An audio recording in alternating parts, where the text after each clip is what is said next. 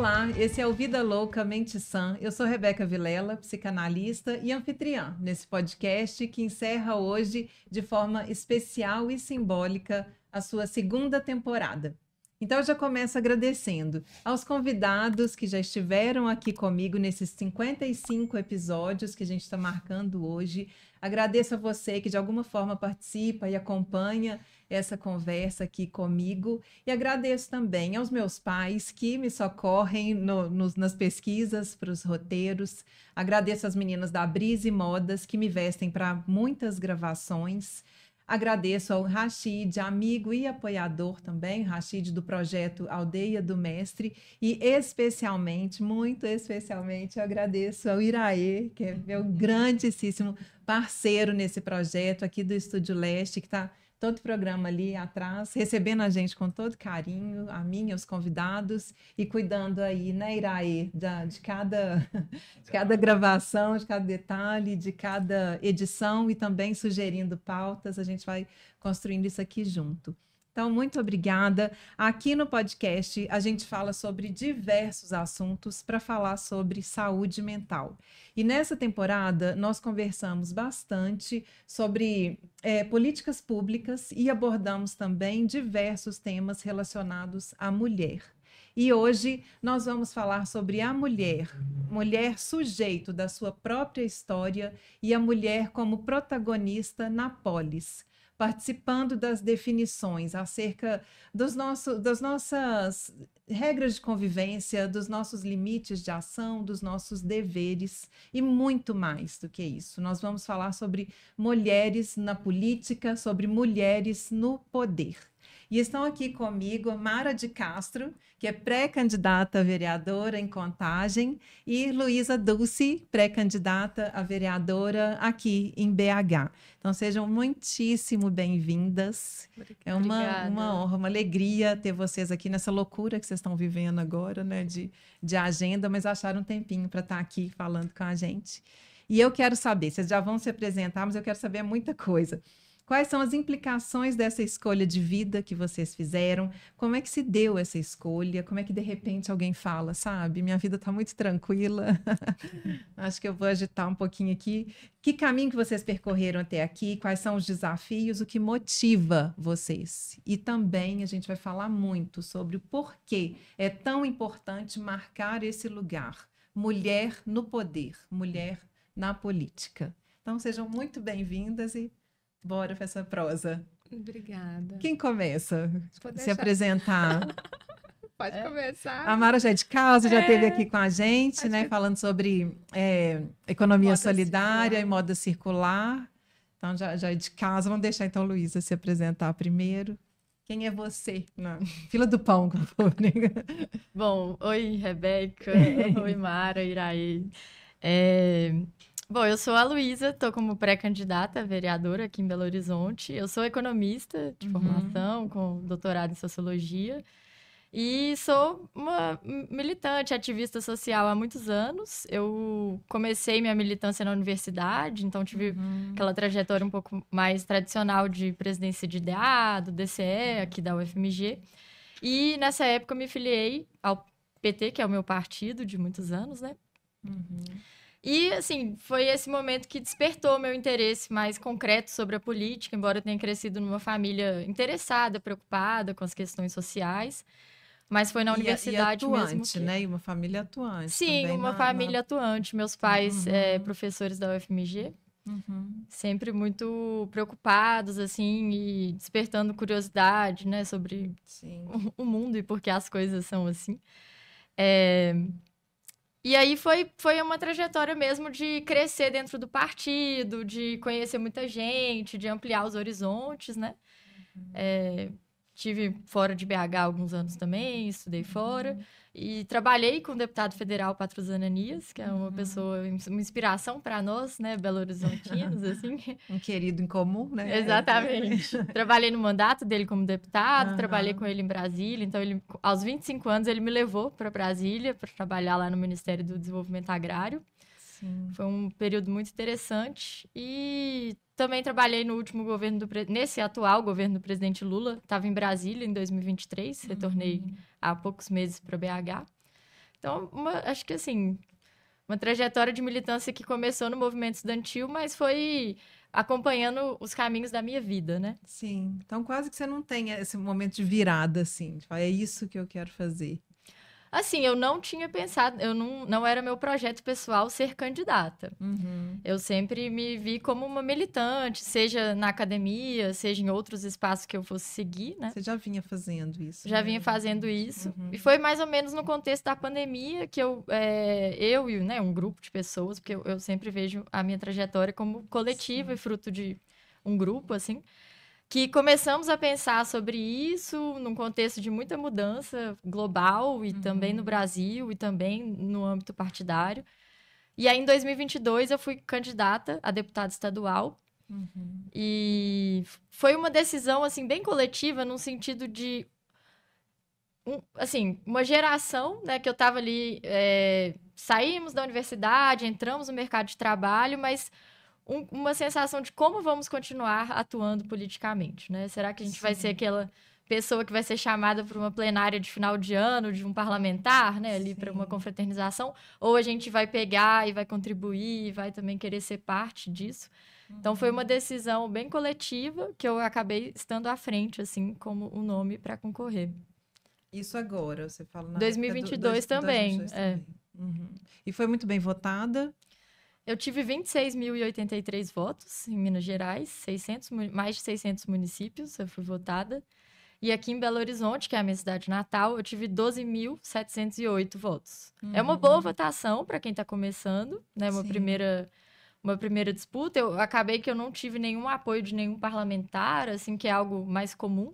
Sim. Mas foi uma campanha militante que principalmente apontou para frente, sabe? Inclusive pessoas que votaram em outras candidatas, mas me deram muita força para continuar, viram sentido. E eu vi sentido, as pessoas que estavam comigo viram sentido. Então a gente decidiu continuar. Bacana. Ai, muito bom. Mara, e você? Aí você já fala de você e me fala como é que vocês se conhecem. Aí Tá já me bom. conta as conexões. Então, assim, eu, na verdade, não tenho uma vinculação política anterior muito forte, né? Assim, eu sempre votei na esquerda, sempre votei no PT, nos candidatos do PT. Minha família é uma família muito humilde do bairro industrial. Minha mãe é uma líder comunitária e é por aí que vem um pouco desse viés, assim, do social, né? O meu pai, em contraposição, já é uma pessoa avessa à política, então, assim, e eu fui educada, né, criada pelo meu pai, meus pais são separados e eu fui criada pelo meu pai. Então, é um pouco sair da bolha, ser uma Sim. pessoa que se dedica à polis mais do que à Sim. política. Eu sempre estive envolvida em Isso. ações sociais, né, e de geração de renda para públicos sociais ou na parte da habitação popular também, que eu já trabalhei na Urbel, eu sou engenheira civil de formação. Sim. Então, assim, sempre esse meu viés aí no social é muito ligado aí à minha mãe, e aí a minha mãe, sim, muito militante mesmo da política de candidatos diversos, né, de Belo Horizonte, de Contagem. O meu padrasto, o esposo da minha mãe, com quem ela foi casada por 30 anos, é irmão do falecido e querido doutor BH Célio de Castro. Sim. Daí onde vem também essa aproximação com o Patrus Ananias, Sim. que é, né, um querido e a inspiração de todas nós, de E toda a temos um nossa bichinho geração. que foi picado aí. Ele, assim, o Patrus representa muito dessa boa política, né? Sim. E, inclusive, ele tem uma responsabilidade enorme na minha tomada de decisão, assim, quando vou chegar lá, mas... Tá. Bom, então, eu sempre trabalhei, formei em engenharia, fiz edificações no Cefet e depois fiz engenharia. Trabalhei na prefeitura de Contagem em 97 enquanto técnica, assim, de edificações, né? Não como agente política. Depois trabalhei na Urbel e na Sudecap em conjuntos habitacionais e foi assim, uma área que eu tenho grande paixão, pretendo voltar a atuar na habitação popular, moradia especialmente para as mães, né? A gente tem ainda um déficit habitacional enorme. Sim. E é uma das bandeiras que eu quero muito defender em Contagem. E aí, depois eu fui para iniciativa privada e fiquei muitos anos, trabalhei 13 anos no grupo Mário Valadares, né, o empresário Mário Valadares.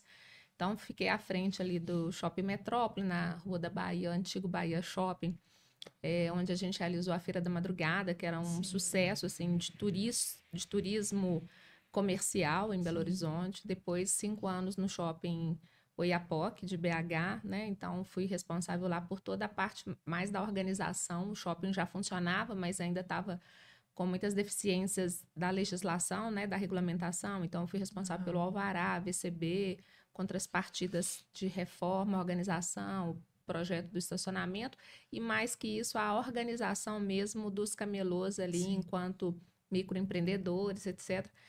Então, sempre tive uma grande bagagem essa também, uma grande né? o Oiapoque é uma fazer depois, né? O Oiapoque é uma pequena cidade, né? Então, assim, o Oiapoque a gente tinha, quando eu fui gerente geral, e era um período assim que era uma equipe muito reduzida, éramos eu e mais 8 pessoas apenas na administração, né? Com 1.000 lojas, 1.000 boxes. Os camelôs tinham acabado, assim, há pouco tempo de sair da rua, então tinha toda essa questão, assim, de organização condominial, de compreenderem regras de convivência, de condomínio, toda uma dificuldade mesmo, né? E eu, assim, eu era muito jovem, muito nova, então tem essa questão aí muito que vai ser propícia ao nosso tema de hoje, que é da mulher no poder, né? Então, assim, como que os camelôs que vinham da rua com uma experiência muito mesmo ali de sangue no olho iam respeitar uma menina, uma jovem, né? Assim, antes disso, na Urbel, nos conjuntos habitacionais também tem muito essa experiência, né? Eu fiscalizava obras com 300 trabalhadores nos conjuntos habitacionais e às vezes eu era a única mulher ali, muito jovem também, fiscalizando, orientando e determinando as tarefas do dia. Então sempre foi uma coisa assim, este lugar de trabalhar e comandar homens sempre foi muito natural para mim. E eu consegui, com muita habilidade, conduzir assim, né, no momento propício aí, impor o que era necessário, mas também, sem contudo, perder a suavidade, né? Já nos ensina Che Guevara. Isso. Então, voltando para a questão, eu devaneio muito. Vocês têm que me aterrar. Então, vem dessa experiência da iniciativa privada, e aí a questão política, então, para mim, eu era assim, a militante de rede social, cumpria meu papel democrático eleitoral, me envolvia ali na política local de Contagem, enquanto votante, defendendo sempre algum candidato, mas nunca numa atuação mais direta. Mas em 2018, quando a gente começa ali, em 2016, que a gente começa aquele golpe ali contra a Dilma, em 2018, quando o Bolsonaro ganha, ali foi a minha virada de chave, assim, eu falei, não dá mais para eu apenas votar, para eu apenas apoiar alguém verbalmente ou de rede social, tem que fazer alguma coisa a mais. E nesse momento a nossa cidade estava sendo governada também por um prefeito de direita e a gente estava vindo desconstruindo várias coisas muito importantes que Marília tinha feito nas 2 gestões anteriores, que o Carlinho Moura deu sequência em muitas das coisas, mas que no governo anterior nosso a gente teve uma desconstrução muito grande. Então, em 2020, eu procurei a Marília, assim, ela não me conhecia, eu estive com ela num episódio, falei, Marília, quero te apoiar, você precisa voltar, e era um clamor da cidade para o retorno dela para a cidade, né? E graças a Deus ela atendeu esse clamor, e aí foi a primeira vez que eu me dediquei para uma campanha política de fato, atuei muito ativamente na campanha dela, e aí quando ela ganha, ela me convida para participar do governo, e aí sim, enquanto uma agente política. E aí foi ela também que começou a me instigar, assim, Mara, você precisa se colocar no legislativo, pensa, avalia a possibilidade de você ser vereadora em Contagem. E eu não me imaginava neste lugar, mas eu acho que as coisas vão, né, assim, você vai alimentando o seu trabalho, vai te colocando mais nesse lugar. Acho que também, assim, como eu sou uma pessoa muito ativa da execução, as pessoas imaginavam que eu estava fazendo aquilo que eu estava fazendo com esse interesse político, né? E não era. Mas chega no momento que você fala, por que não? O que eu posso fazer a mais? Porque às vezes a gente fica só esperando do outro, provocando o outro neste lugar. E aí, se a gente quer contribuir e somos mulheres corajosas, a gente precisa se colocar à disposição também para essa transformação que a gente deseja no mundo. Então, que bom. Aceitei esse convite, essa provocação, me coloquei à disposição do meu partido, né? Sou filiada ao PT. E aí estou pré-candidata a vereadora em Contagem. E o Patrus? O que o Patrus tem com Sim, isso? o Patrus, pois é. O que tem? O Patrus é um querido, e aí eu sempre, né, apoiei todas as vezes, todas as candidaturas dele. E aí, no ano passado, no meu aniversário, que eu estava decidida, assim, não serei candidata mesmo, ele esteve comigo nessa comemoração com a minha família e conversou comigo e falou: Mara, você precisa aceitar, assim, a política precisa de mais mulheres. Acho que isso é muito importante dizer aqui, né? Então, assim, este nosso mago, a política precisa de pessoas comprometidas. Você tem este perfil, você tem todas as habilidades, a capacidade, e eu vou te apoiar e eu vou te ajudar. Então, assim, essa fala do Patrus me trouxe um peso muito forte, assim. Se o Patrus, que é a nossa referência, está confiando em mim, por que que eu preciso duvidar da minha capacidade? Então, ter a convocação da Marília, esse olhar que ela tem muito de águia mesmo, né? De ver em mim essa capacidade. Depois essa benção do Patrus, eu acho que só se eu fosse realmente muito fraca para não aceitar. Então, não é Eu acho que, na verdade, viram mais que a capacidade, né? Reconheceram um trabalho que já vinha sendo feito. Né? Acho que aconteceu isso com vocês duas, né? Esse lugar é chegar tem uma estrada aí que vem sendo, né, construída por vocês, né? Então, e que bom que tem gente observando e para apoiar aí, né? Que hoje acho que a gente vai ver de forma muito clara assim a importância, né, disso, de vocês assumirem esses lugares e essa luta que não é qualquer briguinha, não, né? E aí, assim, você me fez uma pergunta, como que a gente se conheceu? Eu acho que também vem um pouco em resposta até à minha própria colocação, assim, aceitar o lugar da política, porque quando a gente está para tomar uma decisão, a gente vai consultar as pessoas que a gente tem confiança, né, Luísa? A Luísa falou aí do grupo dela. E numa das conversas que eu tive com uma pessoa, assim, também um guru, e eu falei, mas o mundo tá tão ruim, né? Tem tantas coisas ruins e a política ainda tem muita coisa ruim. E essa pessoa me falou, mas nós somos muitos, nós só estamos separados. A gente precisa se juntar. Se a gente conseguir juntar todas as pessoas boas que tem no mundo, a gente faz a revolução.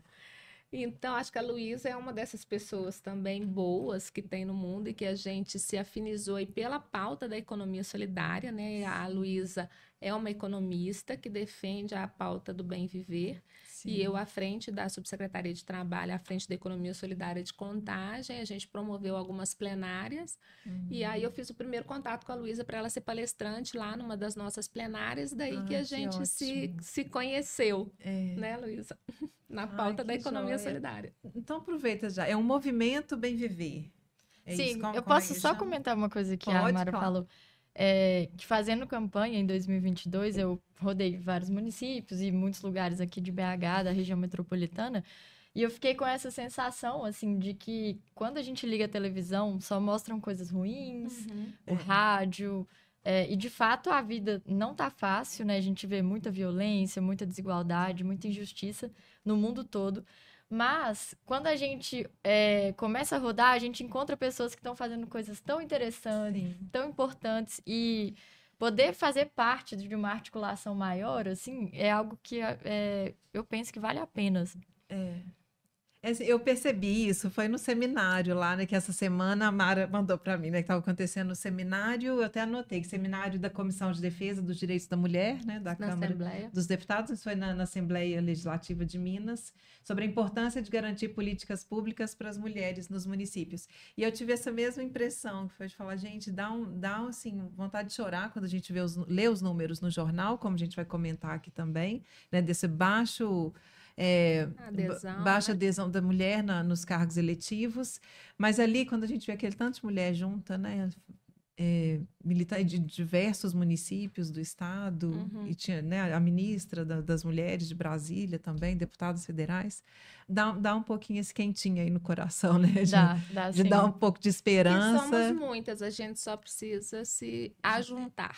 Ajuntar. E apoiar. Né? Eu acho que também esse movimento, e ele tem crescido muito, né? Assim, acho que a Luísa tem percebido, visto isso, assim, de alguns anos para cá, acho que especialmente, deixa eu ver se eu posso dizer, de um marco temporal, foi exatamente 2016. Eu acho que quando acontece aquela situação com a Dilma, acho que as mulheres acordaram, assim, Sim. não dá para a gente ser passiva demais, a gente tem que se colocar mesmo e disputar os lugares de poder.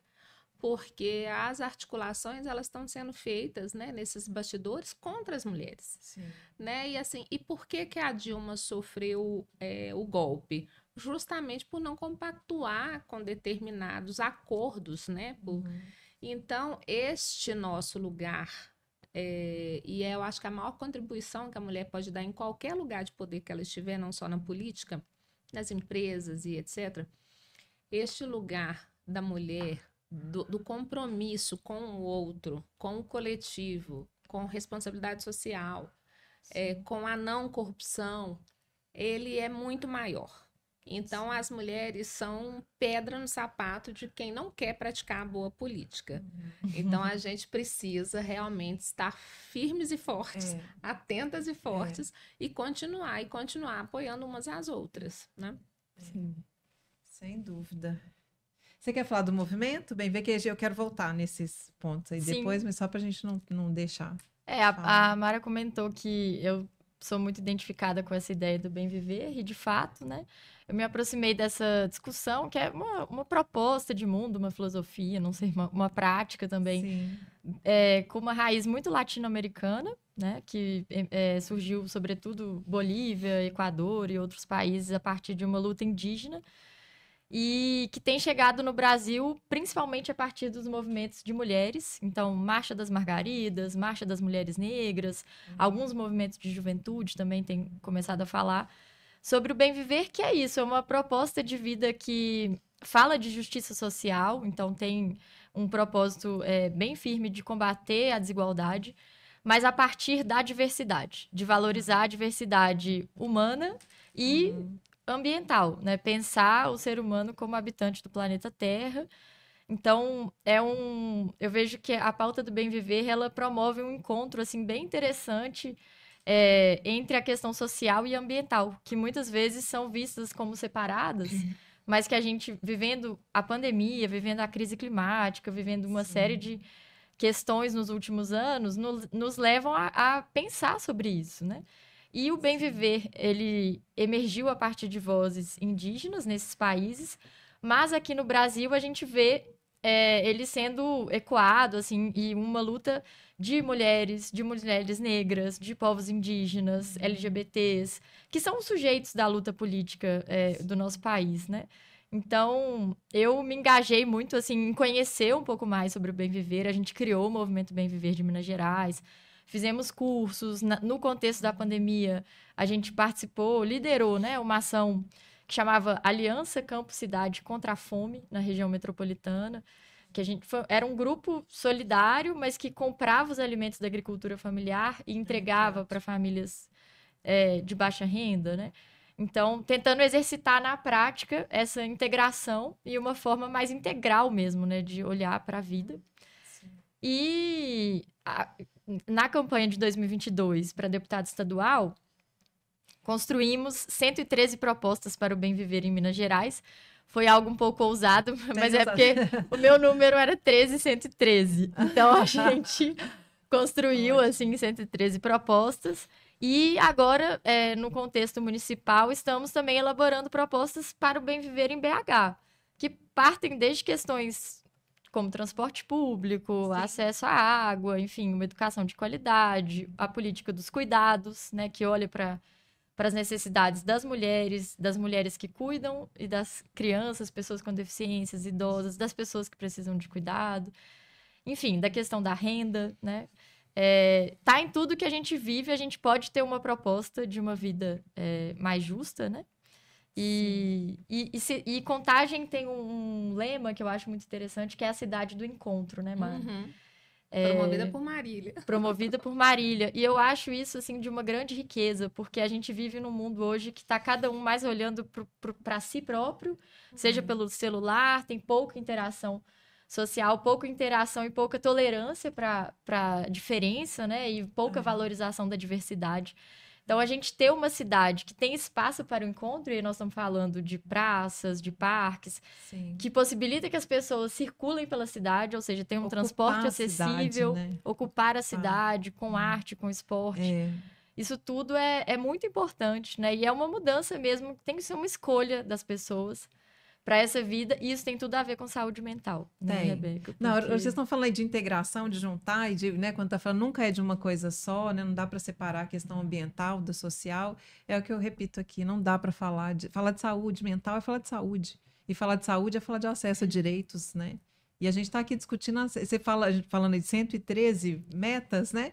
Que propostas, propostas, que isso é usado. Gente, quando a gente está discutindo igualdade salarial e feminicídio, acho que qualquer proposta é ousada, né? Qualquer outra, além disso, é ousada, porque não é possível que a gente precisa discutir o óbvio tão, assim, né? Tão básico, que é esse direito à vida, garantir a vida. Mas eu queria só comentar uma coisa que vocês já me deram um gancho aí para falar algumas vezes, e eu tinha anotado aqui, porque quando estava preparando esse programa, eu lembrei que eu abri essa temporada conversando sobre um texto do Freud, que é o mal-estar na cultura. E esse mal-estar é gerado, que está no texto dele, é justamente por essa necessidade que a gente tem de se organizar como sociedade. Por quê? Porque então isso implica impor limites à minha liberdade. Então, né? E agora a gente está fechando falando da prática dessa organização social, né? E aí eu queria ler aqui da Hannah Arendt, que acho que vocês falaram já isso algumas vezes e achei super legal, que é essa prática que vai além da garantia da vida, né? O que a gente está falando. E de acordo com essa filósofa, Hannah Arendt, a política surge entre os homens e a liberdade e a espontaneidade dos diferentes homens são pressupostos necessários para o surgimento de um espaço entre os homens, onde só então se torna possível a política, a verdadeira política. Então, ainda citando ela, a política se baseia na pluralidade dos homens e trata da convivência entre diferentes, né? Então é isso, é um enorme desafio, mas a gente precisa pensar na melhor forma de fazer eu só corrigiria isso. Alguma coisa é possível. Só corrigiria os homens e mulheres. Ótimo. Ai, muito obrigada. Tudo isso diz sobre essa educação que a gente precisa implementar. Né? E aí, assim, não vou nem falar dessa questão dessas discussões recentes da Câmara sobre o que é uma mulher e tal. Mas tudo isso faz parte da educação da sociedade, né? Importante demais, marcar. Então, assim, e aí a gente pode até já introduzir a questão das legislações. Por que modificar as legislações, por exemplo, as eleitorais, para exigir cotas? Sim. Porque se a gente não faz isso de uma maneira obrigatória, você nunca vai mudar e transformar a realidade cultural. Né? Assim, a institucionalização do lugar de poder para o homem. Então, é aquela mesma questão do cinto, né? Nós somos de uma geração que a gente andava de carro sem cinto. Então, precisou da multa pesada para que as pessoas se educassem a usar o cinto.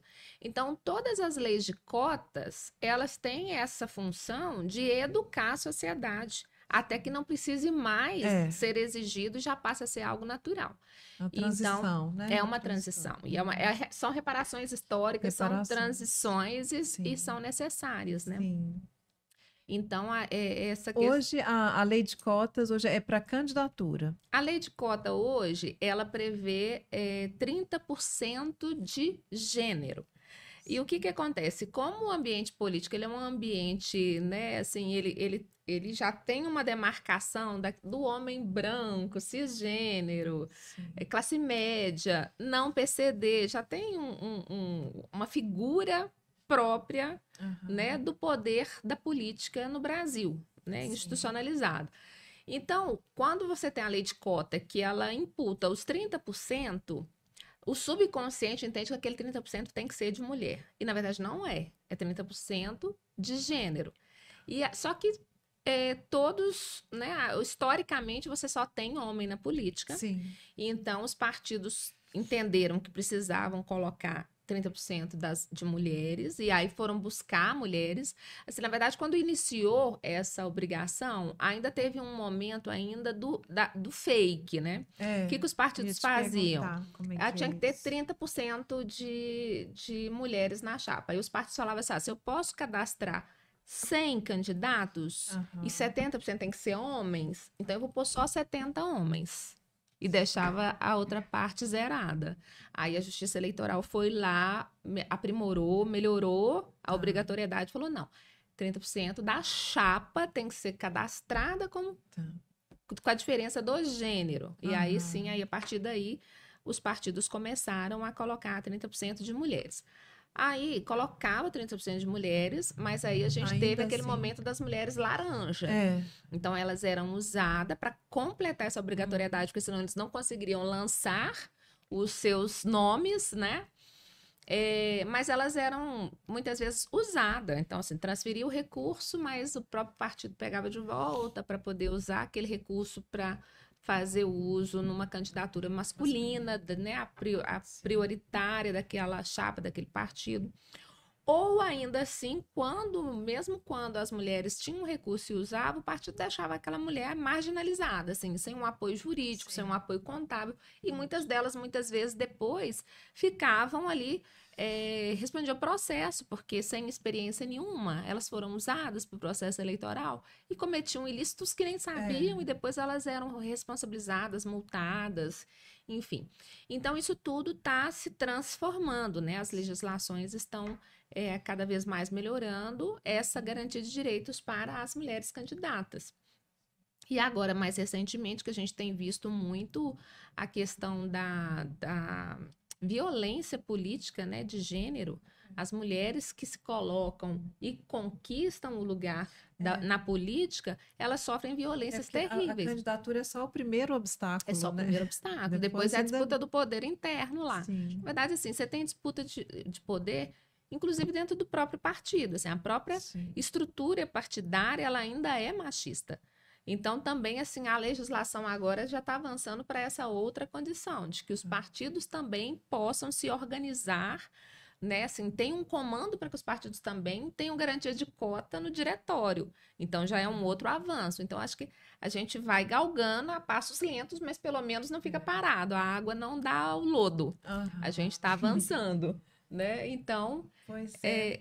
Eu queria, Mara, que vocês comentassem nesse sentido aí, que foi lá nesse seminário, eu anotei aqui uma fala da ministra das Mulheres, da Cida Gonçalves, porque ela fala sobre a importância de ocupar o espaço na liderança, né? Então ela colocou assim, precisamos ter políticas para mulheres, mas precisamos também ter mulheres nos espaços de poder, nos municípios, porque ali está falando dos municípios, né?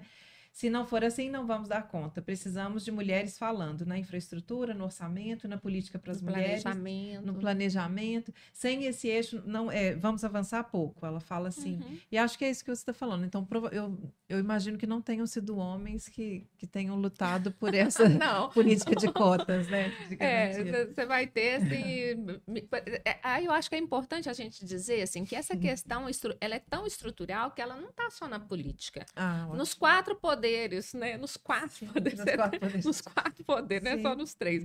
Nos 4 poderes tem essa questão ainda misógina, machista, determinada. A gente tem, por exemplo, no STF, uma ministra só. Você tem nos ministérios, né, do governo federal, só 11 mulheres. Você tem na Câmara 91 deputadas em 513. Então, em todos os lugares você tem essa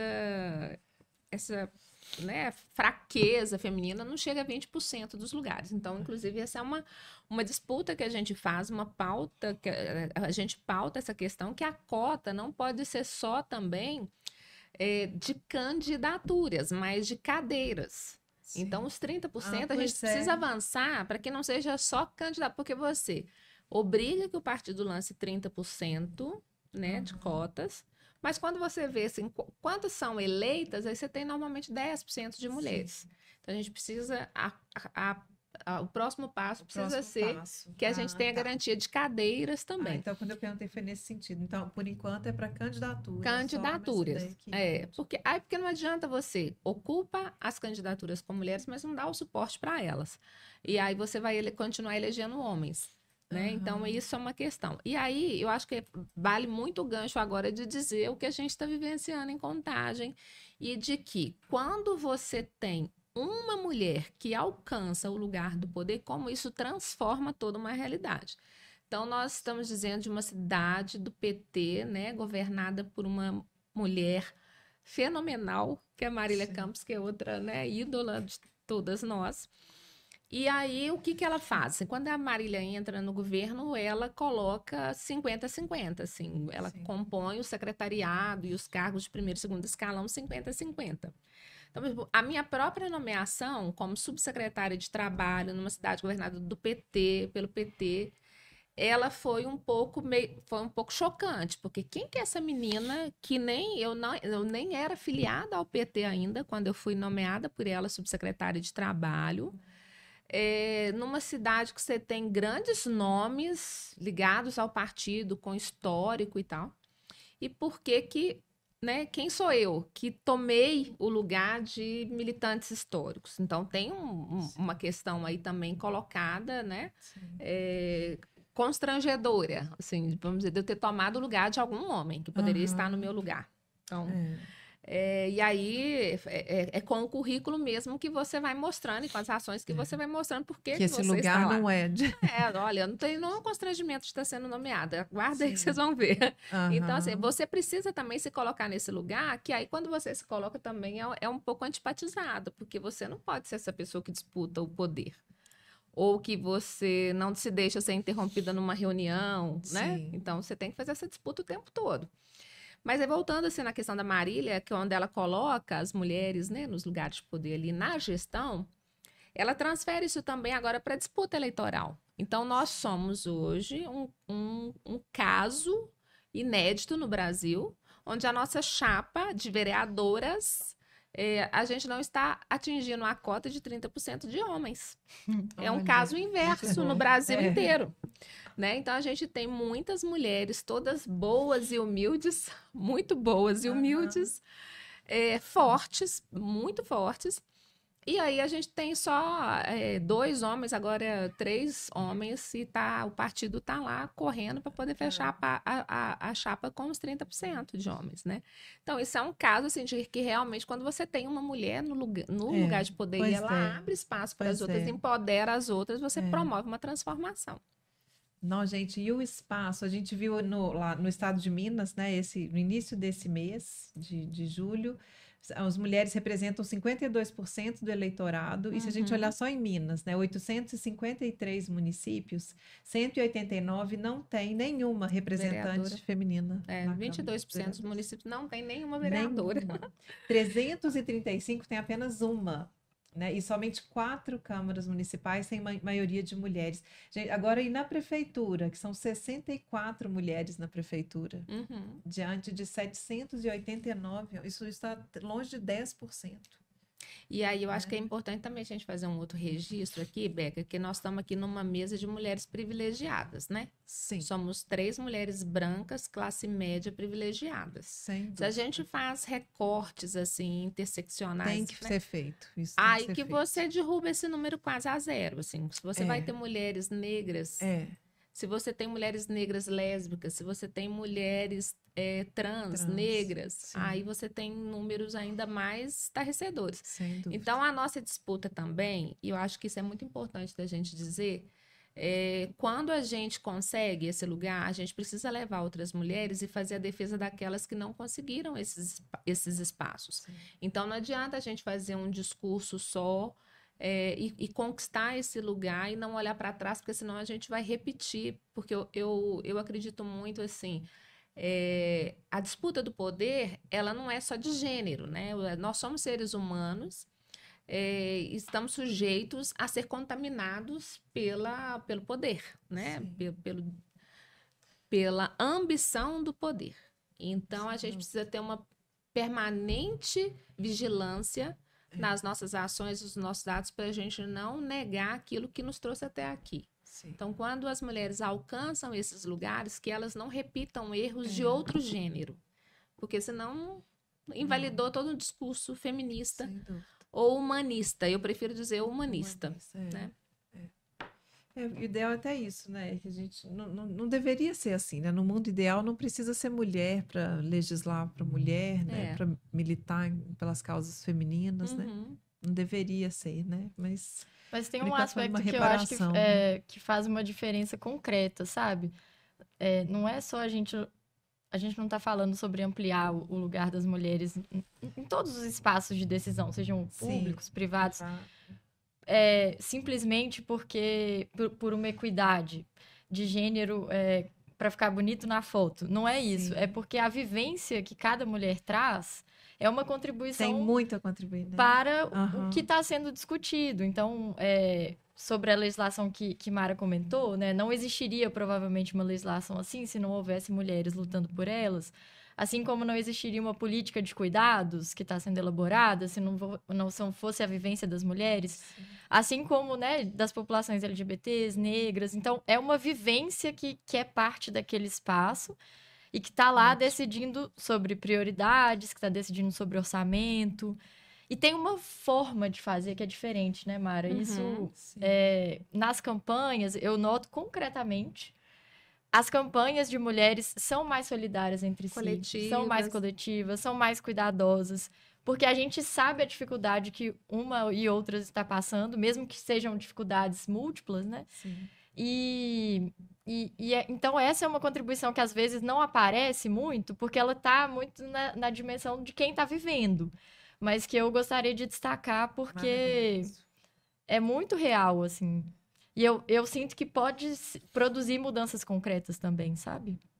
Não, sem dúvida. E assim, eu acho que quando a gente tem as mulheres nesses lugares, a transformação, ela é notada, e aí eu vou puxar agora para o mercado de trabalho, né?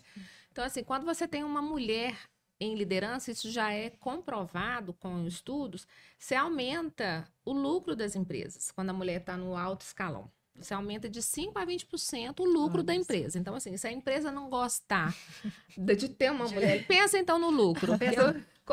Como eu venho do mundo corporativo, gente, eu faço os meus argumentos, eles estão sempre voltados também para o ganho financeiro do chefe, né? Então, como você convence? Apresenta dados numéricos. Olha, você vai investir 100 mil, mas vai ganhar 1 milhão. Então, pode fazer. Então, as mulheres aumentam o lucro das empresas de 5% a 20%. Esse é um primeiro dado. Segundo dado, assim, quando a gente tem as mulheres trabalhando, o ganho da mulher, ele fica para a família. Então, aí a gente vai falar de outras questões muito importantes, que é a saúde, a segurança alimentar, o cuidado com as crianças e com os idosos. Porque, assim, os homens, quando eles estão trabalhando, eles têm a despesa ali com a família, mas eles estão preocupados também com outras questões. E se você tem um homem solteiro, esse dinheiro vai ficar no lazer, né? E a mulher não, a mulher, ela transfere praticamente 100% do que ela ganha para a família e especialmente para os filhos. Então, você tem garantia da segurança alimentar das crianças e dos idosos, você tem a questão da saúde também. Faz diferença na sociedade quando a mulher está trabalhando, né? Quando a mulher também está ocupando postos de trabalho. E isso eu acho que é muito importante da gente dizer. Muito importante. Nossa, que bom que vocês marcaram isso, muito importante. Então, Luísa e Mara, por que é tão baixo o número de mulheres nos cargos eletivos? A gente perguntou isso no Instagram e algumas questões que vieram foi assim, será que é pela nossa crença, fortalecida pela cultura de que não é nosso lugar? Aí a pessoa colocou entre aspas. Outra pessoa acredita que a cultura machista institucional no Brasil inibiu a participação da mulher na política. Outra pessoa que já existiu 30% de vagas destinadas, então o que eu vejo é falta de interesse da mulher. E a população machista, e girou em torno mais disso aí, dessas questões. Eu queria que vocês comentassem e tentassem propor outras hipóteses, né? Assim, por que é tão baixo? A gente sabe que a questão o buraco é muito mais embaixo, né? Essa resposta da cultura machista, eu vejo que ela atende no sentido de uma questão cultural, um aspecto cultural, né? Das próprias mulheres não se verem ali, e aí quando a gente tem exemplos como presidenta Dilma, como Marília em Contagem, como outras mulheres nesses espaços, elas também nos ajudam a ver, bom, é possível, né, mulheres ocuparem esse lugar. Mas a cultura machista, ela também tem seus elementos, assim, econômicos, né? Seus elementos do dia a dia que dificultam a participação da mulher. E a gente começou o programa falando sobre a nossa trajetória.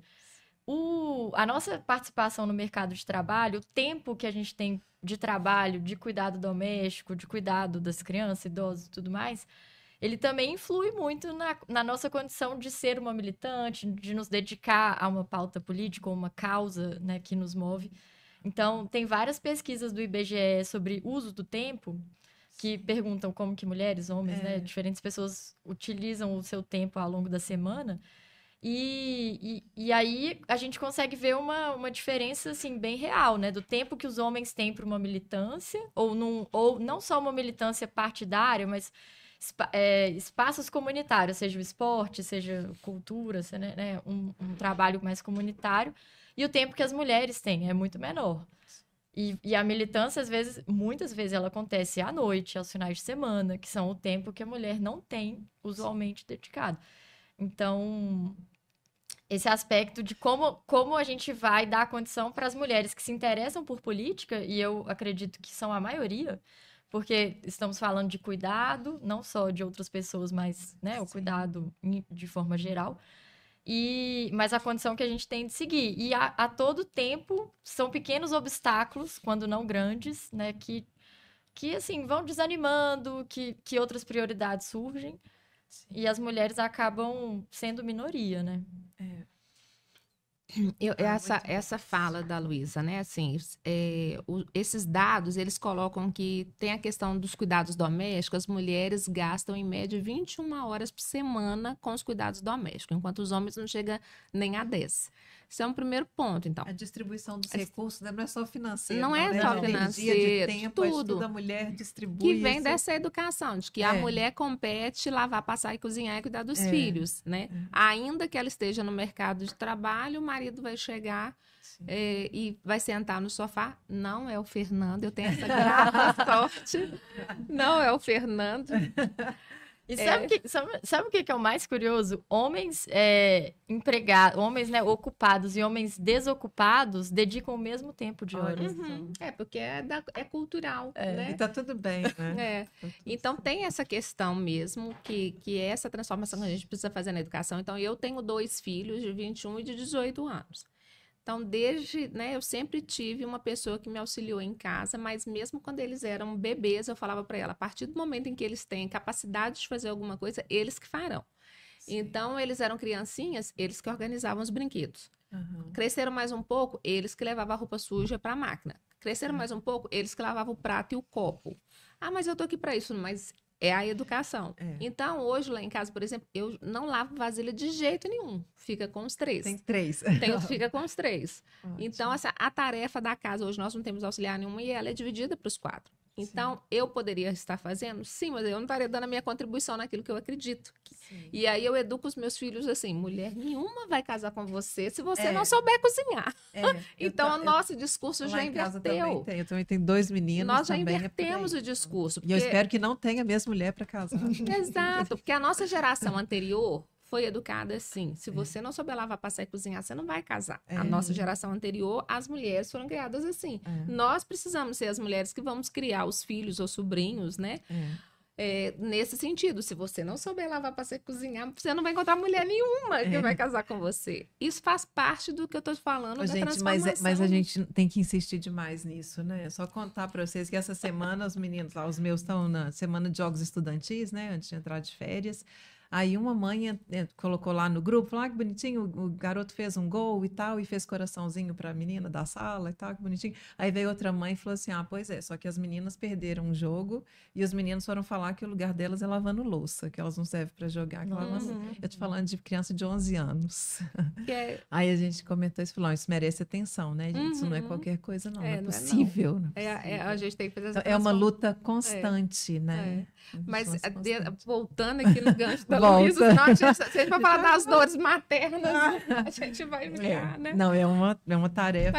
Mas tudo é integral. É, tudo é integral. exatamente. Né? É o que você falou, essa violência que chega ali na política, em diversos ambientes, né? Começa em casa. De casa. Exatamente, começa em casa. O trabalho é muito grande. Mas volta.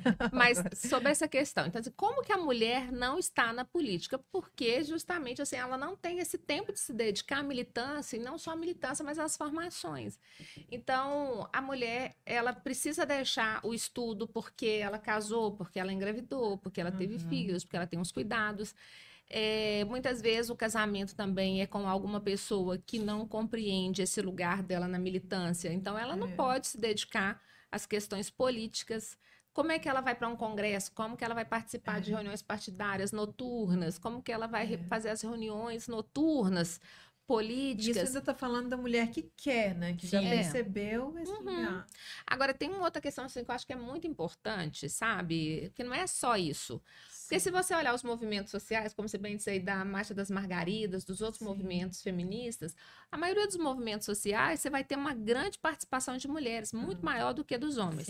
Mas quando você vai para as direções e para os lugares de poder, de fato, aí não há ocupação masculina. Então, nós servimos como massa de manobra, como massa de movimento social para poder promover outras pessoas, mas nós não servimos para ocupar os espaços. Então, acho que também isso é uma questão que a gente também, enquanto militante, a gente também precisa ter essa atenção. Por que que essas mulheres que estão nos movimentos sociais, né, assim, qual que é o suporte também que a gente está dando para elas, para que elas passem esse degrau, suba mais um degrau, para que elas participem mais, não só como movimento social, mas como cadeiras mesmo de tomada de decisão, né? Pois é, aí quando como a pessoa construção. comenta que, de repente, essa crença, né? Faz essa crença de que não é nosso lugar. Eu lembrei do programa, a gente gravou 2 aqui sobre violência doméstica, violência contra a mulher. E uma questão que a gente colocou e fica muito evidente, né? Que a mulher, às vezes, demora a reconhecer aquela situação como violência. Então, eu não sei, me ocorreu, eu fiz uma associação aqui muito rápida e pensando assim, será que realmente a gente não reconhece de maneira geral, mais ampla, assim, isso como é nosso lugar? Sabe, uma questão de educação mesmo, questão de despertar para isso. Você quer comentar, Luísa? Falando, claro, de maneira geral, né? Vocês são, como a Mara fez um recorte aqui, né?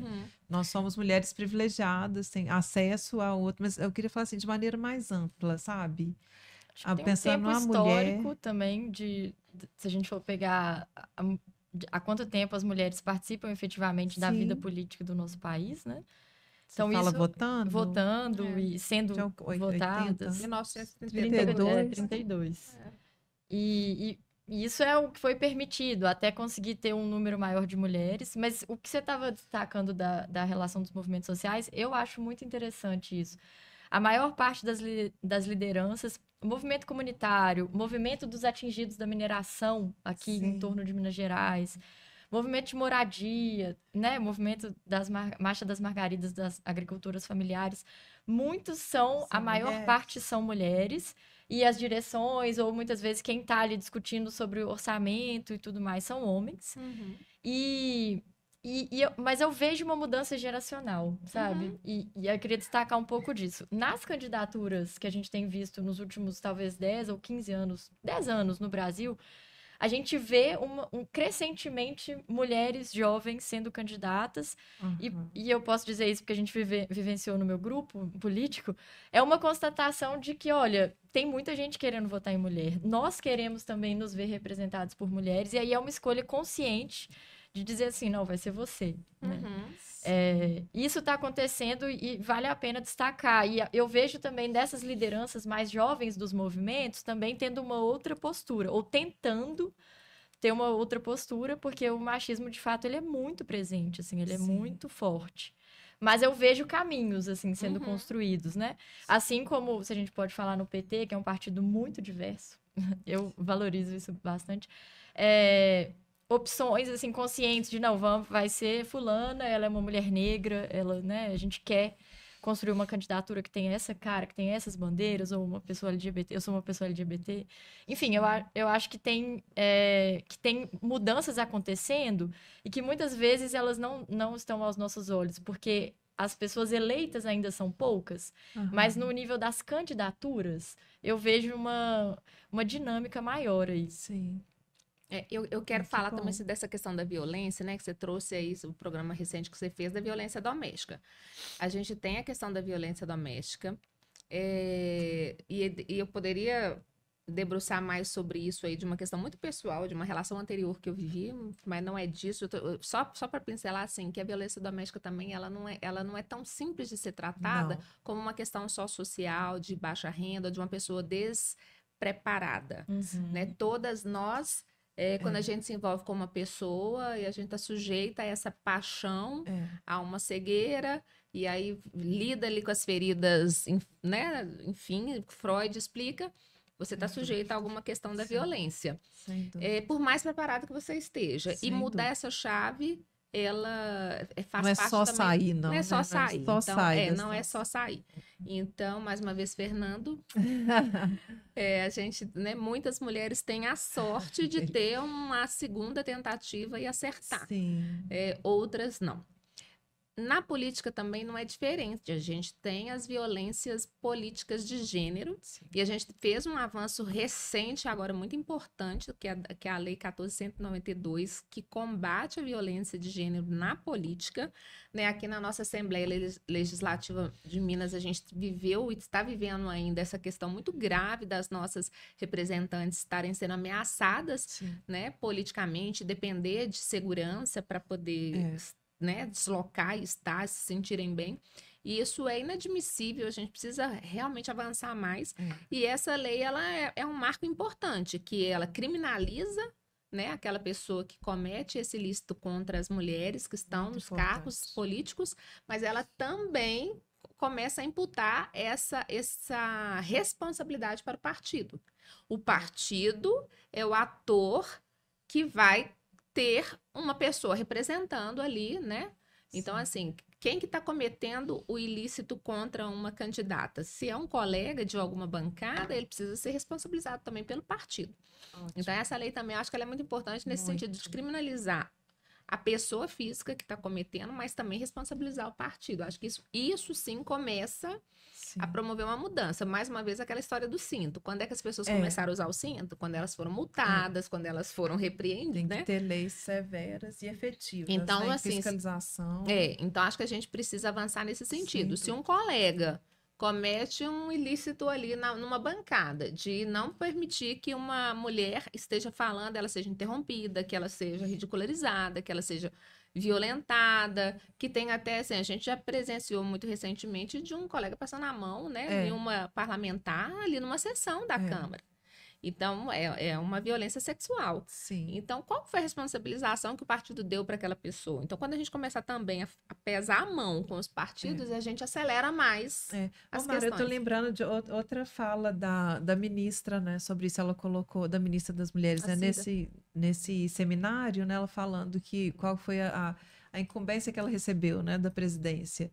Que é muito básico, né? Que é a questão da igualdade salarial e da erradicação vamos pensar no Fome Zero ali que fez da violência contra a mulher. Pois é. Como hoje ela até cita, né? O Betinho e fala a questão do Fome Zero, a gente pensar também feminicídio zero e pensar numa intolerância à violência contra a mulher. Que a gente precisa. A gente tem que ser intolerante a isso. E tem que ser geral, né? Assim, geral, em todos os ambientes, né? E tem uma outra dimensão, quando a gente olha para as parlamentares que já estão em mandato, que elas sofrem também uma pressão muito maior, uma cobrança muito maior por vários aspectos, desde a roupa, que vira um objeto vira um objeto político ali, um objeto de comentários, de julgamentos. E todo tipo de postura dessas mulheres tá ali, né, na boca das pessoas. E eu vejo também do próprio grupo, né, da própria equipe, há uma cobrança muito maior, eu vejo há uma intolerância muito maior a, enfim, erros que podem ocorrer ou escolhas feitas por essas mulheres. Então, durante toda a trajetória, do início do despertar para a política e se imaginar nesse lugar, né, até o início de uma militância, encontrar o seu grupo ali de afinidade, se propor a concorrer a um cargo político, passar por uma eleição, vencer a eleição e depois tocar um mandato. Então, são muitos aspectos, assim, desafios mesmo, né? Sim. Que Pois é, mulheres e o vão... que faz a mulher continuar? Que eu nem vou falar o que faz desistir, não. O que faz continuar? Eu acho que primeiro, a pessoa, quando ela se propõe, né, eu acho que as mulheres, elas estão mais afeitas a se propor a esse lugar pela mudança mesmo que elas podem ajudar a promover. Quero acreditar que isso é quase unanimidade. A gente sabe que muitas mulheres estão ali também pelo processo da ambição, né, do egocentrismo e tal, mas vamos acreditar que Não realmente o maior motivador é da transformação que a gente pode ajudar. E eu acho que as pessoas que são resilientes, as mulheres que são resilientes e permanecem, têm esse espírito mesmo de realmente não aceitar as injustiças. E aí a injustiça com o outro, mas também consigo. Né? Então, quando você tem um colega que tá te ofendendo, tá disputando com você, você precisa ser forte e peitar também. Mesmo levando a fama da raivosa, da que tá com TPM, a histérica, a louca. Né? Então, assim, as mulheres sempre terão alcunhas, né? Sim. É a vagabunda, é a louca, é a irada, é a que tá com TPM e tal. Os homens não, os homens, eles são... firmes, são fortes, né? Corajosos, assertivos. E assim, e aí na gestão privada, que não é diferente também, assim, para você comprovar sua capacidade também é muito, né? Seu esforço é muito maior.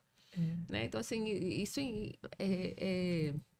a disputa ela tem em todos os lugares quando a mulher está ocupando o lugar de um homem. Né? Então, assim, ela mas eu volto a dizer assim, na importância de quando a gente tem mulheres, as mulheres pensam mais nas outras, em pequenos, médios e grandes ações, né? Falando assim, um exemplo, por exemplo, que me ocorreu aqui agora, quando eu estava primeiro ano gestora do EAPOC, quando eu entrei, a equipe não tinha plano de saúde. Falei, inadmissível, a gente tem que colocar um plano de saúde. Ah, não, mas temos que colocar um plano de saúde. Coloquei o plano de saúde para a equipe toda. Primeiro Natal, comprava cesta básica, né? Cesta natalina e entregava para a equipe. Aí eu conversei com a equipe e falei, vocês querem essa cesta? O que vocês querem de Natal? Ah, mas essa cesta que vocês dão pra gente, vem aqueles produtos que a gente não consegue usar. Tipo assim, meus meninos sabem nem o que é aquele Toblerone. Aquela caixinha de bombom não dá para os meus meninos. Falei, então façam para mim, peguei as mulheres do shopping, façam para mim uma lista do que vocês querem ter na ceia de Natal. As mulheres fizeram, que era assar uma carne, fazer uma maionese e fazer um pavê. Então, o que nós vamos gastar isso aqui? Então, montanha a cesta para elas fazerem uma ceia completinha. Sim.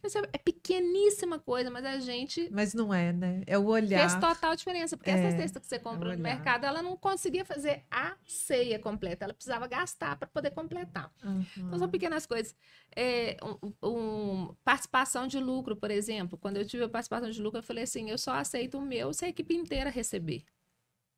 Um homem jamais faria uma coisa dessa. Falei com o Mário, eu só vou aceitar minha participação de lucro se a equipe toda receber. Sim. Não, eu quero dar para você, mas eu não fiz sozinha, a faxineira me ajudou. Para eu te entregar os resultados, a faxineira fez o papel dela. Então, é para todos ou não é para nenhum. Um homem jamais faria isso. Então, acho que são assim... E isso tem um impacto muito grande, né? Tem. É pontual, mas é uma com cadeia, um né? Cadeia. Então, é importante, assim, como que a gente consegue pensar de fato... E executar, de fato, coisas para o outro. E para a polis, né? Então, aí vamos a gente aqui na política. Isso. Acho que...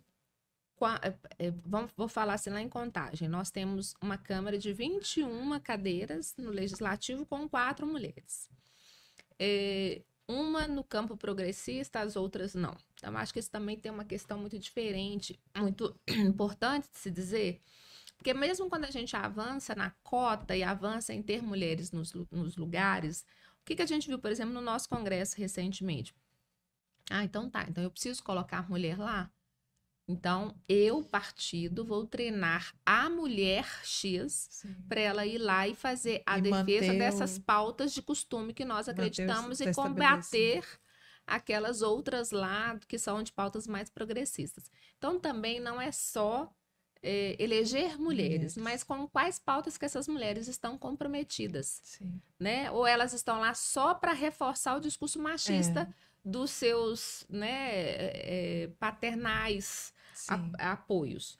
Então, acho que também isso faz diferença, sabe, Rebeca? Sem não dúvida. só eleger mulheres, mas mulheres progressistas que defendam realmente as pautas sociais, que estejam pensando, que tenham pautas. E essa questão também, assim, do meio ambiente, que eu acho que não dá para a gente ter nenhuma candidatura esse ano que não esteja pensando nas questões da sustentabilidade do meio ambiente, do bem viver, da casa comum, dos cuidados.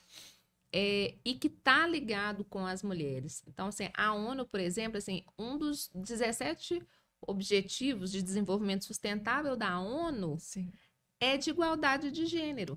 A igualdade de gênero é um dos 17 ODS da ONU, porque entende que a mulher é o ator, a atriz que vai promover sustentabilidade, que vai ajudar a potencializar as questões dos cuidados com a terra, né? É interessante mas você marcar isso de novo, né? Que não é só ocupar um lugar, o que vocês duas estão falando o tempo todo, né? A gente tem muito com o que contribuir.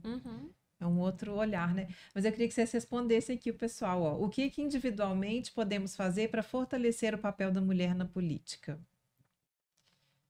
Eu gostei, achei que essa pessoa se implicou, né? O que a gente pode fazer aqui no... Começar escolhendo mulheres para votar nos cargos legislativos, que é onde há mais escolha, né? E mulheres que estão preocupadas com esses aspectos da desigualdade de gênero e outros que estão aí, isso é uma tomada de decisão com muitas implicações, certamente. Mas aprender com as mulheres, valorizar o conteúdo que as mulheres produzem nas mais diversas áreas, na arte, no esporte, na academia, ler o que outras mulheres, ouvir podcasts ou, né, acompanhar discussões promovidas por mulheres, eu vejo que é uma forma da gente aprender mais. E dali você vai puxando vários fios, né? Escutar as mulheres que estão à sua volta, né? Dar atenção. Porque essa coisa da escuta, muitas vezes, quantas de nós não somos interrompidas? Ou alguém chega e, né? E não há essa escuta, assim, ativa, com o cuidado, com o devido respeito. Então, nós valorizamos muito a história das nossas mães, das nossas avós, né? Da nossa família, que sempre tem mulheres muito fortes, acho que todas as famílias. Mas os homens também precisam fazer esse exercício, né? Sim. Ai, ótimo. Ótimo puxado. Acho que ela respondeu já. Respondeu? Então me responde o que vocês, candidatas, propõem para conscientizar as mulheres para participarem da vida política? Eu acho que vocês inspiram com a história de vocês e com a vida e com tudo que vocês estão falando aqui, com essa garra, né? Mas falem vocês. Vou responder. Eu acho que cada um vai ter um chamado. Assim, a política não necessariamente é uma cadeira, sabe? Tudo que você faz para o bem do outro é cuidar da polis, é fazer política. Então, se lá na sua escola, na escola dos seus filhos, você se envolve num grupo de mães para promover uma ação social, isso é fazer política. Se no seu condomínio predial você se envolve ali vamos fazer um jardim, uma horta comunitária nesse prédio, vamos fazer uma ação de arrecadação de agasalho, tudo isso é fazer política, é cuidar. Mas aí, o que a gente precisa avançar mais é qual é o tipo da política que a gente está fazendo realmente para uma transformação maior. Então, estar mais atento com as coisas, se implicar mais, né? Porque eu acho que quando a gente comete alguns erros, e eu acho que aí agora eu quero fazer um grande apelo, assim, nós estamos nesse período agora de eleições municipais. E a gente presenciou muito recentemente retrocessos muito pesados que nos custaram, eu não vou dizer de pequenas coisas, mas nos custaram mais de 700 mil vidas nesse país por negligência, por inabilidade, por falta de comprometimento ético e social com as pessoas, por projetos individualistas. Então, quando a gente se omite, isso é uma coisa, assim, uma conversa até recente que eu fiz com meu pai, você não precisa gostar de política, né? Ele mistura a politicagem com a política. Você não precisa gostar da política, mas quando você se omite, você está favorecendo com que aquele que gosta incorretamente ganhe um lugar de poder e ele pode atrapalhar a nossa vida. Então, assim, se impliquem, conheçam, estudem, pesquisem, se comprometam para a gente não correr risco mesmo de retrocessos. Agora, na eleição municipal, né, a gente está falando aqui da cadeira do Executivo de Contagem de Belo Horizonte, a gente precisa manter políticas progressistas e coloca o pobre, as pessoas, a diversidade no orçamento. Mulheres pretas, mães solos, pessoas LGBTs, pessoas de religiões de matriz que estão sofrendo tantos preconceitos muito recentemente. Essas pessoas precisam ser protegidas socialmente, com legislação. Né? Eu não preciso gostar, eu não preciso frequentar, eu não preciso praticar, mas eu preciso garantir direitos. Então, que a gente se comprometa com candidatos, candidaturas que vão fazer a defesa das minorias e dessas pessoas. Ótimo, ótimo, perfeito. Agora eu quero saber como é que vocês cuidam da saúde mental de vocês. O que vocês... Quero marcar como um é que vocês estão se cuidando? Fala mais sobre isso. Como é que vocês se cuidam? Como é que vocês se cuidam? Pode ser a partir de 10 de outubro, né, Luiz? Por enquanto está indo no piloto automático. Bom, eu cuido da minha saúde mental nadando, eu faço natação, faço análise. Ah, maravilhoso. E assim, procuro dedicar, mesmo que seja um pouco tempo do meu dia, nem todos os dias é possível, mas algum tempo para poder dar uma, assim, abaixar a adrenalina um pouco. Sim. Eu gosto de cozinhar, então se eu tenho algum pequeno tempo ali para poder, que aí é uma coisa que você está fazendo, né? Você presta atenção naquilo, né? E outros problemas ficam suspensos ali por algum minuto. Mas a questão da arte e do esporte, para mim, são caminhos muito importantes quando a gente fala de saúde mental. Em parte porque eles estão cuidando do nosso corpo e da nossa mente, mas também porque eles são comunitários, né? Mesmo a natação, que é um esporte que você nada meio que sozinho, mas você sai, você vai num clube, tem um professor, tem colegas, você interage, né? Você respira um ar. Sim. Então, eu sou uma grande defensora, assim, desses momentos mais coletivos. Que bom, que ótimo. Eu, esporte zero, assim, infelizmente, gente, eu tentei várias vezes ao longo da minha vida, não sou nada. Eu era a pessoa que pegava recuperação no Cefet, tinha educação física. Recuperação e educação física. Pegava recuperação e educação física. Infelizmente, assim, e todo ano tá lá na minha listinha de Réveillon. Resoluções de ano novo. E volta 31 de dezembro do ano seguinte, está lá de novo. Então, assim, a parte do esporte é zero. Mas eu gosto de dançar. Mas eu gosto muito de dançar, adoro cozinhar, adoro cozinhar. Ai, que bom. Infelizmente agora eu tô com pouco tempo e assim, o afeto lá em casa vai muito pelo alimento. Então, o meu caçula, especialmente, quando eu fico muito tempo sem cozinhar, ele começa a me responder muito monossilábico. Eu falo pro Fernando, eu preciso cozinhar pro Francisco. Então, realmente o alimento é o afeto. Faço análise também e acabei de lembrar que eu dei bolo da minha analista hoje. Era que você tá lá? Gente! Autossabotagem. Tá no horário o link depois. Eu mando o link para fazer uma declaração de presença. Não, isso não é.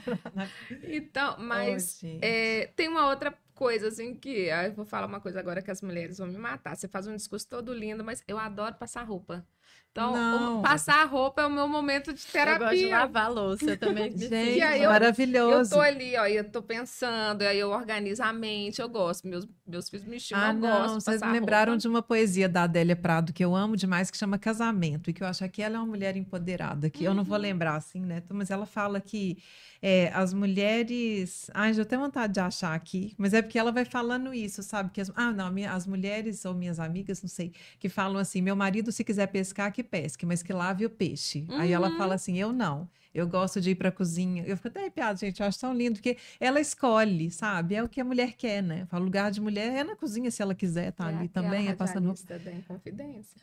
Mas... que ela trabalha aqui? Não, ela não trabalha. Trabalha aqui na rádio. Ela trabalha aqui na rádio. Ótimo. Só para não deixar de fazer a piada. Não pode perder a piada. Não pode perder a piada. Mas então, aí ela fala isso. Eu gosto de nós dois na cozinha, os cotovelos se esbarram e o peixe. Vai aquela poesia lindíssima. Assim, e aí eu quero falar de uma outra coisa que também eu acho que é do empoderamento, sabe? Porque assim, o lugar da mulher, a gente não pode ter vergonha de dizer que a gente gosta dos cuidados do lar. Sim. Que a gente gosta de cozinhar, que a gente gosta de lavar e passar roupa. Só que isso tem que ser uma escolha. Eu escolho hoje cozinhar. Eu acho que isso não pode ser a obrigação exclusiva da mulher. E as liberdades, elas tratam disso, né? Você ter liberdade é você escolher o que você quer fazer. Isso não pode ser uma imposição. Então, que o cuidado do lar também seja um empoderamento feminino de escolha e não de imposição. Ele tem que ser partilhado, né? A casa tá lá, ela é suja todo dia, precisa ser limpa. Quem vai limpar, né? Assim, ter essa... E é importante que a gente também saiba cuidar das nossas coisas, que a gente se importe com uma casa limpa, que é um ambiente saudável. Então, eu penso isso, a gente tem que falar sobre compartilhar essa responsabilidade, né? Mas a gente se implicar, né, no nosso próprio lar, assim, é fundamental. É sim. Quando ela vai diminuindo o tom assim, é porque ela está caminhando para o final. Eu queria dizer... E não dá vontade, eu não queria terminar, eu quero ainda perguntar mais coisas. Eu quero que vocês indiquem coisas. Você vai indicar um podcast, né? Que vocês falem de iniciativas. Então, fala para a gente. Mas antes só da gente chamar para o final, eu queria dizer assim, enquanto políticas públicas também, né? Que as pessoas que conseguem, que almejam o resultado eleitoral esse ano, possam pensar em políticas públicas que favoreçam a participação das mulheres em todos os lugares. Então, nos ambientes corporativos, o que as empresas estão fazendo para garantir que essas mulheres trabalhem e fiquem tranquilas com seus filhos? Nos ambientes também políticos, né, assim, do legislativo ou do executivo, essa mulher está tendo tranquilidade com o filho, então creches, escolas integrais, a questão mesmo assim da licença parental, porque essa é uma outra questão que a gente fala pouco. A mulher tem 6 meses de licença, o homem tem 7 dias. Aí, obviamente, a obrigação é da mulher, então por que não colocar isso de uma maneira mais igualitária?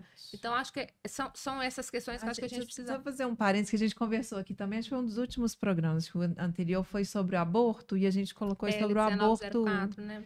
Pois é, e falando sobre o aborto masculino também, né? Porque são umas questões que não são abortadas. Ninguém fala. Então, o pai pode abortar, o pai pode não ter licença, não precisa parar a vida, não muda nada, né? Só compete muito importante pontuar, né? Esse lugar mesmo. Pronto, agora falei tudo. Não falou tudo nada. A gente já tem pano para manga. Mas a gente precisa acabar. Então, eu queria que vocês indicassem iniciativas, falassem do Instagram de vocês também, né? Do movimento. Eu vou indicar um também. Vida Loucamente Sã. O meu Instagram, Mara de Castro 2024, me sigam lá. É o momento agora que a gente está em pré-campanha, né? Então, a gente está falando dos nossos trabalhos, dos nossos projetos. É importante que as pessoas nos conheçam nossas propostas, conheçam nossas ações. Então, e eu estou trabalhando apenas com o canal do Instagram, né? Assim, escolhi essa mídia só. E estou lá também virando blogueira, que é outra coisa que a política me obrigou a fazer. Eu sempre fui dos bastidores e agora estou virando esta blogueira. Então, me sigam lá. Boa sorte, que isso não é fácil.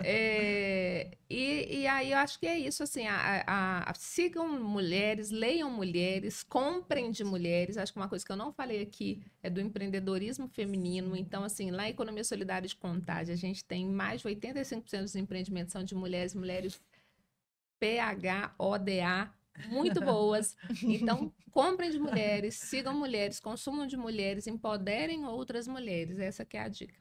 E você vai voltar para falar só da economia solidária de contagem. A gente já falou um pouco, né? No outro programa, vocês procurem. A gente falando moda circular e economia solidária foi fantástico, mas também deixou muita vontade de continuar a conversa, né? Isso. E não foi hoje, então vai ter que ser outro dia. A Flávia se vira lá para arrumar espaço. Bom, meu Instagram é @LuizaDulce, Luiza com Z e Dulce com I no final. E eu quero deixar uma sugestão de um podcast que eu gosto muito. Ele não está ativo mais, mas recomendo todos os episódios, que chama Maria Vai com as Outras. E é sempre feito entrevistas com mulheres e me ajudou a pensar muito sobre o meu lugar como mulher, e, enfim, esse mundo que a gente vive. E convido vocês também para me acompanharem, a fazerem sugestões, enfim, de temas que a gente pode tratar na campanha. Estou bem animada para falar, né, sobre o lugar das mulheres na nossa cidade. Ai, obrigada. Ótimo, maravilhoso. Tem também o do movimento, né? O Isso, Instagram. Bem Viver Movimento. Bem Viver Movimento. Ótimo. Então, aí eu também queria indicar um podcast que é da... Primeiro, o NEPEM, né? Pessoal seguir também no Instagram e nos sites, na internet. Núcleo de Estudos e Pesquisas sobre a Mulher da UFMG. Né? Isso. Maravilhoso. Professora Marlise Matos. Marlise Matos. E apresenta esses dados, né? Sempre pesquisando. Muito importante. Uma atuação muito... da academia para a prática, né? Ali marcando esse lugar e essas estatísticas. E um podcast que eu conheci agora também, que é o Nossa Voz. Ele também foi um período, acho que são 4 episódios.